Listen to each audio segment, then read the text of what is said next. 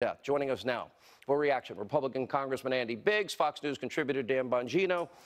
You know, are we really going to give local Democrats veto power over the President of the United States, Dan?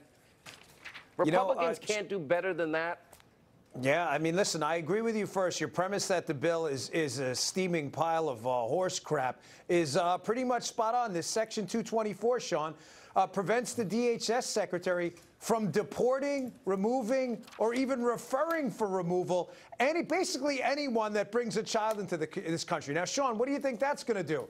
It's going to incentivize a bunch of people to grab some children and take them across this dangerous journey in the desert. But that brings up my second point, that how do you negotiate with a party, the Democrats, that have given up on America? They've given up on borders. They've given up on the economy. They've even given up on capitalism. They supported this in Obama's second term. They supported all of this.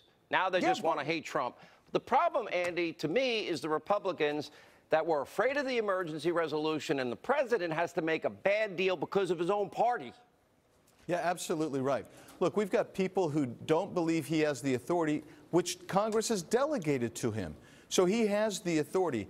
I think when you talk about Section 284, that is the cleanest way for him to get access to several $billion dollars, because it's an active drug trafficking corridor. And we know it's true because just in Arizona, 40% of drugs interdicted in this country come in that corridor, in a small corridor in Arizona.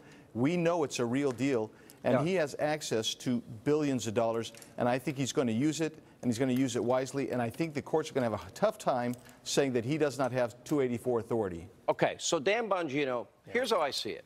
So as bad as the bill is, the one good thing is while he will fight the predictable fight when the Democrats go judge shopping, he now has an additional $1.375 to keep building the wall in the process. And secondly, he's going to reallocate those funds, which other presidents have done as well. And let's say it goes to $7 or $8 billion, or even if it's just $1 billion, that keeps the process going ahead of time. Is that, in the end, the president getting the wall done and showing the American people that he's fighting to get his promise accomplished, just like tax cuts, just like trade deals, just like Supreme Court justices, you know, and everything else that he's kept his promise on? Isn't that going to matter in the end, that he gets it done? Yeah, of course, Sean. And think about the optics here. Do you really want to be the Democrats going to court to fight the construction of a border wall on the southern border as all these images of caravans forming are on the nightly news every night? You really want to fight that court case in front of the American people right now? Yeah, good luck. I thought the Democrats were smarter than that, but they're not. Yeah. Well, Andy, last word. Yeah, I'll tell you, this is a dumpster fire of a bill, but I think the president's going to pull this out by declaring and using the money that we've given him. All right. That could be, again, anywhere between $900 million and $10 billion immediately, and 1.375, and he fights for the emergency money, which I think he wins in the end. That is somebody not yielding on a promise.